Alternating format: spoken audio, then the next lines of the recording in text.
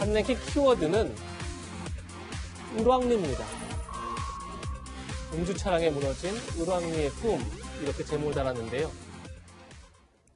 인천 을왕리에서 치킨 배달하던 50대 가장이 음주운전 차량에 치여 숨지는 안타까운 사고가 발생하면서 공분이 커지고 있습니다.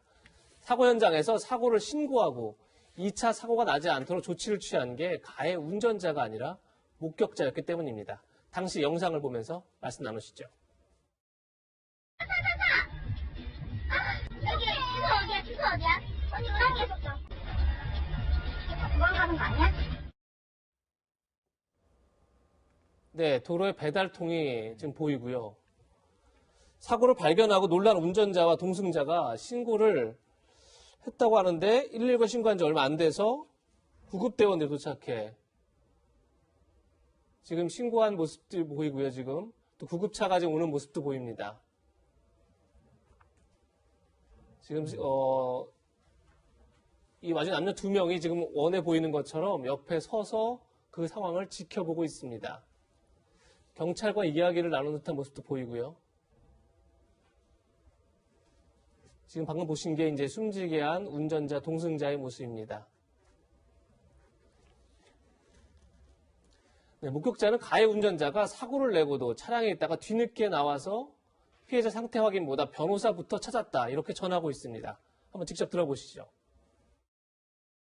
남자분이 변호사한테 전화하시고 이제 여자분을 바꿔주고 또박또박하게 제가 운전했고요. 저 술 마신 거 맞고요. 피해자에 대한 뭐 많이 다쳤냐 뭐 이런 얘기 뭐 현방부도 없었고 심폐소생술 하시는 분 구급대원들한테 저희 역주행한 거 아니라고 그렇게 얘기하면서 얘기 좀 해달라고 우리 보고 다그치듯이 누가 역주행한 거냐고 말 좀 해주세요.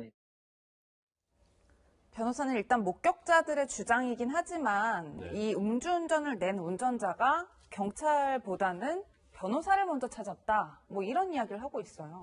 일단 음주 수치가요 아주 높습니다. 이게 굉장히 위험한 결과를 예측할 수 있는 그 정도의, 제가 볼 때는 거의 뭐 명정 상태가 아니었나 싶어요. 그런데 일반적으로 이제 사고가 나면 이제 피해자가 있죠. 더군다나 아까 화면에 봤다시피 오토바이가 완전히 뭐 박살이 났잖아요. 그리고 널브러져 있고 배달통도 널브러져 있고. 그런데 그럼 가장 먼저 할 것은 사고를 내면 구호조치 의무거든요. 그렇죠. 법에도 정해져 있는 거거든요. 그럼 당연히 거기에서 119에 전화를 해서 아니면 경찰에 신고를 해서 빨리 구호조치를 해야 하는데 아마 차에서 좀 내리지 않았다고 그래요. 차에서 한참 내리지 않고 있다가 다음에 나와서 전화를 하는데 전화 내용이 변호사를 통해서 통화를 했다는 거잖아요.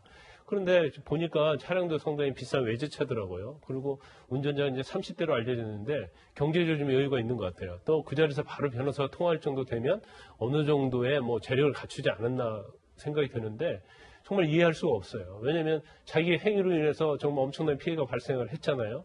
그러면 그걸 구호조치하는데 자기 자신이 어떻게 하면 처벌받지 않을까? 어떻게 하면 여기에 대응을 할까? 거기에 너무나 집중을 한 거예요.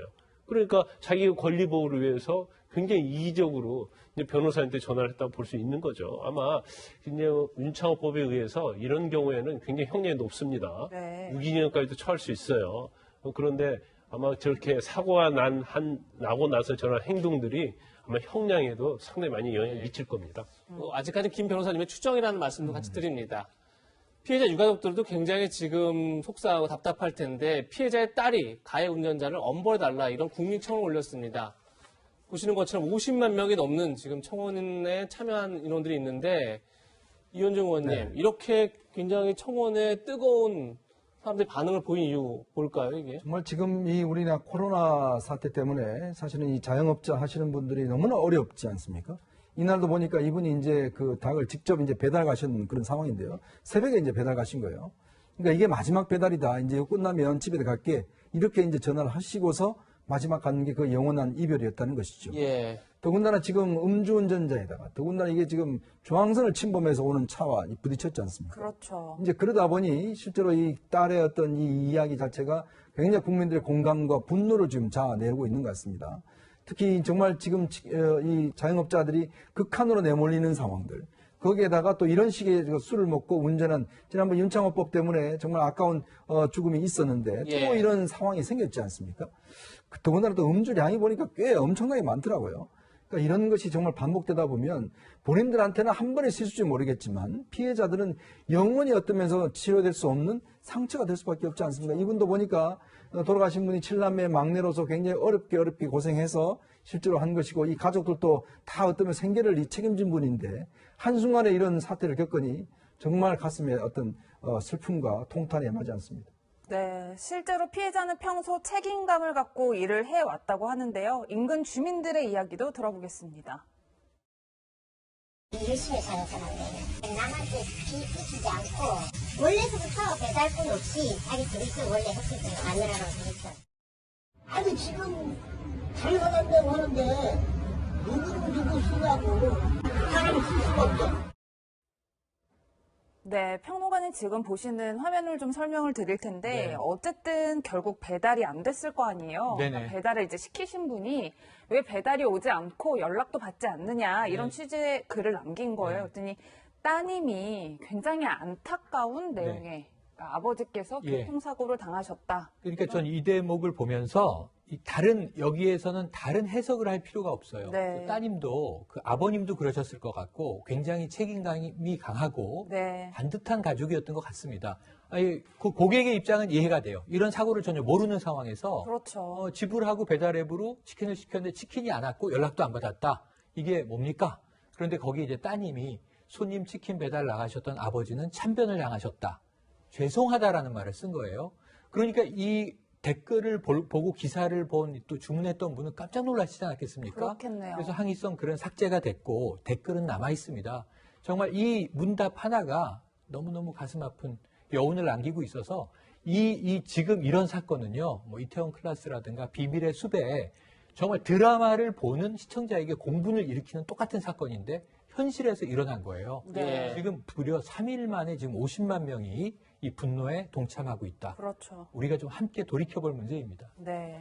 변호사님, 지금 유족들의 바람은 가해자가 법을 악용해 빠져나가지 않게 달라 이건데 어떻게 변호사님 뭐 법 전문가시니까 앞으로 수사 전망 어떨 것 같습니까? 제가 볼 때는 뭐 법을 악용해서 빠져나갈 그게 전혀 없을 것 같아요. 왜냐하면 일단 음주 수치 측정이 됐죠. 예. 그다음에 이제 중앙선을 넘어가서 사고 나는 게 너무 명백하잖아요. 더구나 이제 CCTV도 있고 목격자도 있고 그렇기 때문에 본인들이 특히 음주운전과 관련해서는 심신미약주의가 되지 않습니다. 근데 예. 제가 볼 때는 아마 굉장히 술을 많이 먹어서 심신이 약간 미약한 상태는 있었을 거예요. 그런데 이제 심신미약에 관해서는 그전에는 필요적으로 형을 깎아주기로 돼 있는데 지금은 그렇지 않거든요. 예. 그러면 결과적으로 처벌이 굉장히 강화될 것이다. 더군다나 우리가 윤창호법을 제정할 때부터 물론 일부 논란이 있었어요. 너무 형량이 높지 않느냐. 예. 근데 형량이 이렇게 높였어도 사실 그거에 대해서는 인지를 하지 못하고 저렇게 음주운전한 사람들에 대해서는 이 경각심을 높이기 위해서라도 아마 경찰이 구속영장 청구했는데 제가 볼 때는 뭐 거의 발부될 확률은 100%라고 보고요. 아마 형량도 실형이 선고될 가능성이 굉장히 높다 이렇게 봅니다. 네, 다음 주 월요일에 이 운전자에 대한 구속 여부가 결정된다고 하는데 수사 상황을 계속 지켜봐야 될 것 같습니다.